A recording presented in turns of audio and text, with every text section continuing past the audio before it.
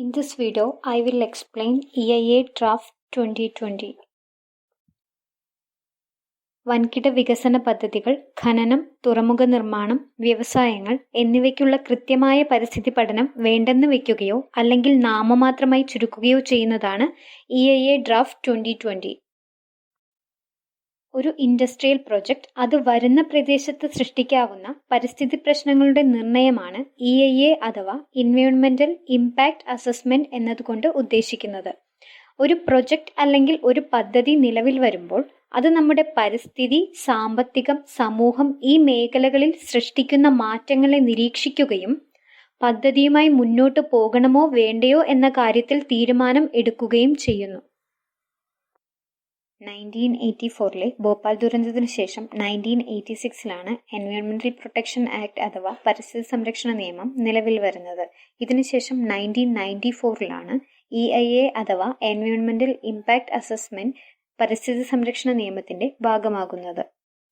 Mining, infrastructure development, thermal, nuclear, hydro power projects എന്നിവയെല്ലാം EIAയുടെ അംഗീകാരത്തോടെ നിലവിൽ വരുന്നവയാണ്.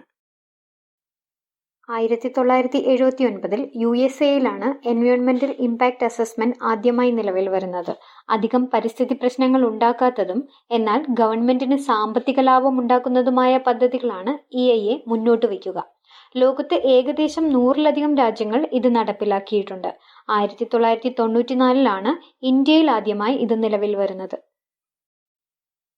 പരിസ്ഥിതി ആഘാത നിർണയത്തിൽ സ്ക്രീനിംഗ് മുതൽ റിസ്ക് അസസ്മെന്റ് വരെയുള്ള കാര്യങ്ങൾ ഉൾപ്പെടുന്നു. സ്ക്രീനിംഗ് എന്നാൽ ഒരു പ്രൊജക്ടിന്റെ സ്വഭാവത്തെ വിലയിരുത്തുന്നു. EIA ആവശ്യമാണോ എന്നത് സ്ക്രീനിങ്ങിലൂടെ പരിശോധിക്കുന്നു. ആവശ്യമെങ്കിൽ അടുത്ത പ്രോസസ്സിലേക്ക് കടക്കുന്നു. സ്കോപ്പിംഗിലൂടെ ഒരു പ്രൊജക്ട് മൂലം പരിസ്ഥിതിക്കും സമൂഹത്തിനും ഉണ്ടാകാവുന്ന പ്രത്യാഘാതങ്ങൾ വിലയിരുത്തുന്നു.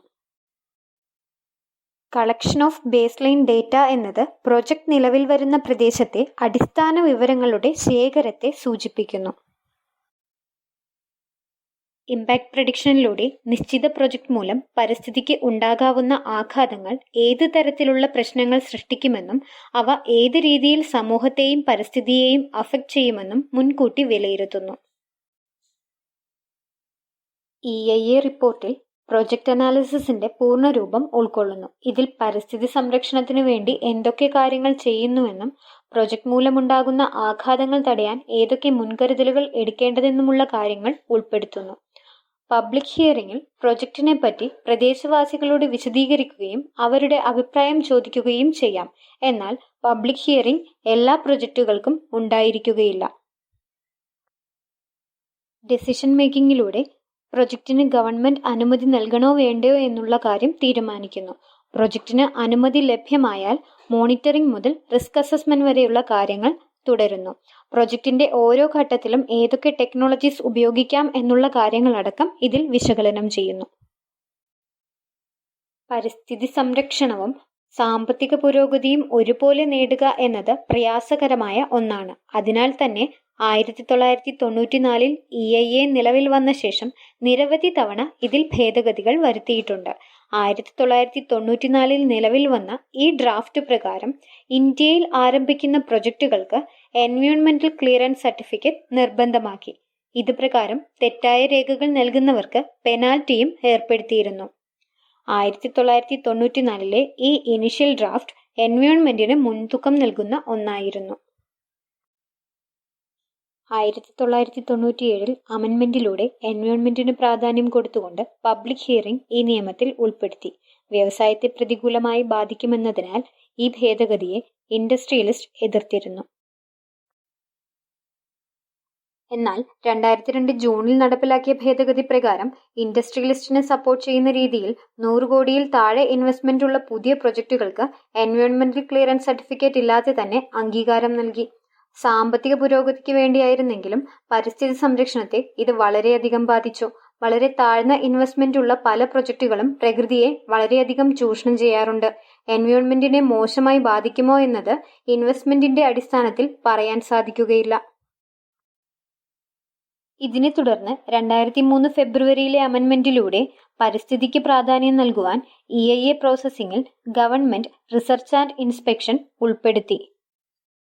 പ്രൊജക്റ്റുകളെപ്പറ്റി കൂടുതൽ മനസ്സിലാക്കുവാനും നല്ലതേത് മോശമേത് എന്ന് വിലയിരുത്തുവാനും ഇത് സഹായകമായി.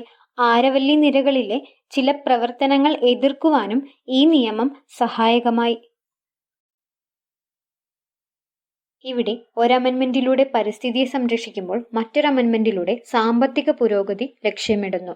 എന്നാൽ പരിസ്ഥിതി സംരക്ഷണവും സാമ്പത്തിക പുരോഗതിയും ഒരേ രീതിയിൽ ബാലൻസ് ചെയ്യാനാവില്ല. പരിസ്ഥിതി സംരക്ഷണത്തിന് പ്രാധാന്യം നൽകുമ്പോൾ സാമ്പത്തിക നഷ്ടവും സാമ്പത്തിക പുരോഗതിക്ക് പ്രാധാന്യം നൽകുമ്പോൾ പരിസ്ഥിതി നാശവും സംഭവിക്കുന്നു. മെയ് 2003 ഭേദഗതി പരിസ്ഥിതി ലോല പ്രദേശങ്ങളിൽ കനാലുകൾ നിർമ്മിക്കുന്നതിന് എതിർത്തു.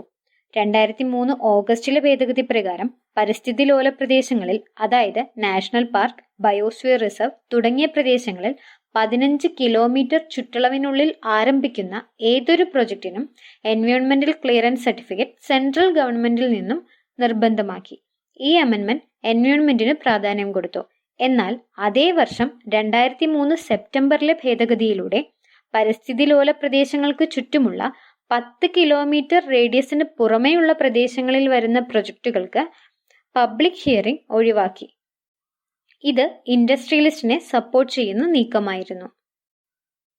ഇവിടെ സെൻസിറ്റീവായുള്ള ഒരു എക്കോസിസ്റ്റത്തിന്റെ 15 കിലോമീറ്റർ ചുറ്റളവിനുള്ളിൽ ആരംഭിക്കുന്ന എല്ലാ പ്രൊജക്ടുകൾക്കും എൻവയോൺമെന്റൽ ക്ലിയറൻസ് സർട്ടിഫിക്കറ്റ് നിർബന്ധമാക്കിയതിനോടൊപ്പം അതേ എക്കോസിസ്റ്റത്തിന്റെ 10 കിലോമീറ്റർ ചുറ്റളവിന് ശേഷം വരുന്ന പ്രദേശങ്ങളിൽ പബ്ലിക് ഹിയറിംഗും ഒഴിവാക്കപ്പെടുന്നു.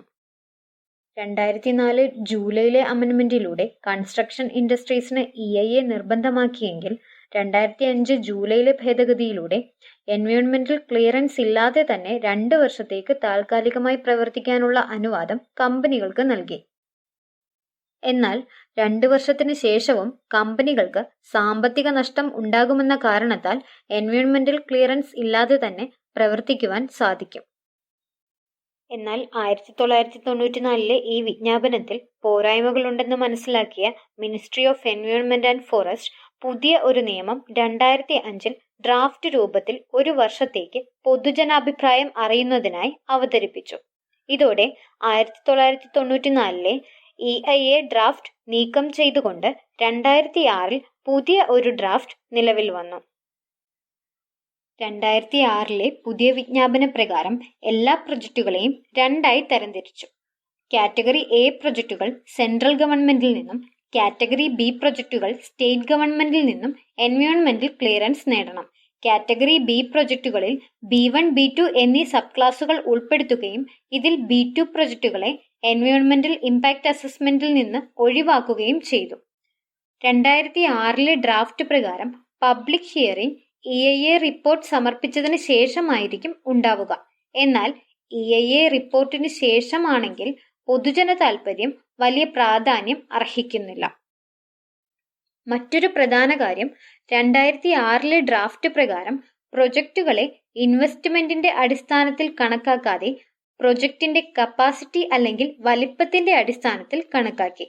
ഇൻവെസ്റ്റ്മെന്റിന്റെ അടിസ്ഥാനത്തിൽ കണക്കാക്കുമ്പോൾ ചെറിയ ഇൻവെസ്റ്റ്മെന്റ് ഉള്ള പ്രൊജക്ടുകൾ പോലും പ്രകൃതിയെ വൻതോതിൽ ചൂഷണം ചെയ്യുമായിരുന്നു.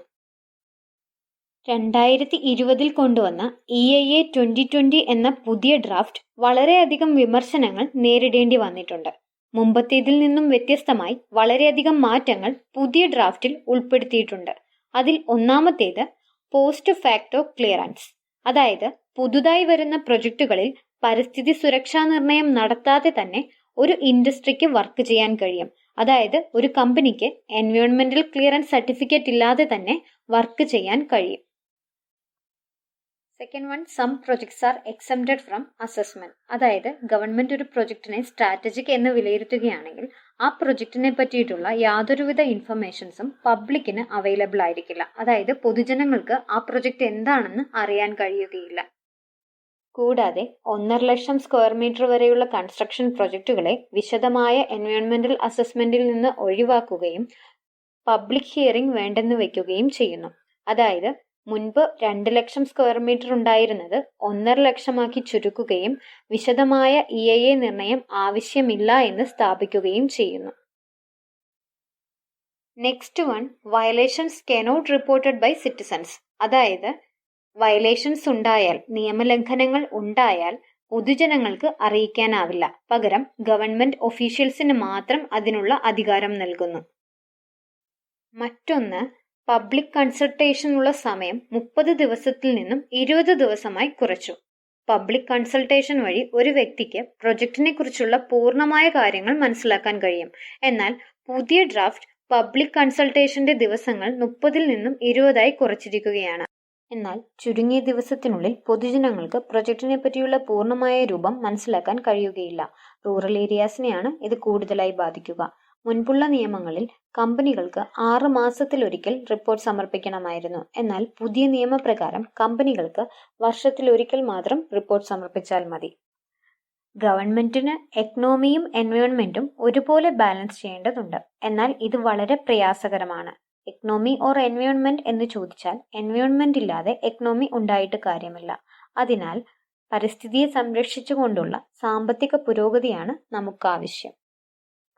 എക്കോളജിക്കലി സെൻസിറ്റീവ് ആയിട്ടുള്ള പശ്ചിമഘട്ടത്തെ സംരക്ഷിക്കുന്നതിന് വേണ്ടി നിലവിൽ വന്ന ഗാഡ്ഗിൽ റിപ്പോർട്ടും തീരദേശ സംരക്ഷണ നിയമപ്രകാരം വന്ന മരട് ഫ്ലാറ്റ് ഇഷ്യൂവും പരിസ്ഥിതി സംരക്ഷണ നിയമത്തിന്റെ പ്രാധാന്യം വ്യക്തമാക്കി തരുന്നു. അതുപോലെ തന്നെ ഈ അടുത്ത കാലത്ത് വിശാഖപട്ടണത്തെ LG പോളിമർ പ്ലാന്റിലുണ്ടായ ഗ്യാസ് ലീക്കേജും അസമിലെ ഓയിൽ ഇന്ത്യ ലിമിറ്റഡിലുണ്ടായ തീപിടുത്തവും എൻവയോൺമെന്റൽ ഇമ്പാക്ട് അസസ്മെന്റിന്റെ പ്രാധാന്യം വ്യക്തമാക്കി തരുന്ന ആക്സിഡന്റുകളാണ്.